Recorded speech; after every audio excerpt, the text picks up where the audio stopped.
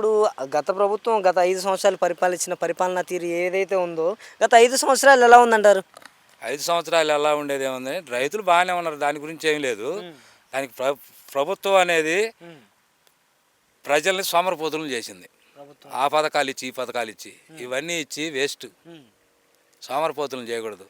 ఎవరి పని వాళ్ళని చేసుకొని నువ్వు ఇవ్వాల్సింది ఏంది, చేయాల్సింది ఏదో చేసి డెవలప్మెంట్ చూపించినట్టయితే ఇలా వైసీపీ ప్రభుత్వం పడిపోకుండా నిలబడి ఉండేది. నువ్వు ఎన్ని అరాచకాలని ఏదైనా చేయి, ప్రజలకి ఇది అనేది లేదు. ఓకే, రాజధాని వల్ల ఎఫెక్ట్ పడింది అంటారు.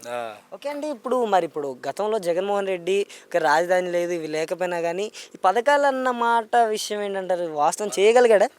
చేయగలంటే ఏ ప్రభుత్వం వచ్చినా సంపూర్ణంగా అనేది చేయలేరు, ఎవరు చేయలేరు. అప్పులు చేయకుండా చేయలేరు. చేయొచ్చు, దానికి మితిమించి అప్పులు తీసుకొచ్చి ఇట్లా సోమరిపోతులు చేయకూడదు. కానీ అది దానికి అలవాటు పడేలా చేశారు. అందుకని ఇప్పుడు ఈయన అన్ని లైన్ చేయాలనే టైం పట్టుద్ది కాబట్టి గ్యాప్ ఇచ్చాను జనాలు. అదేదో లైన్లోకి వచ్చేదనుకో చేసేదంతా చేయింది ఏదో తేలుద్ది వచ్చే సంవత్సరం నుంచి.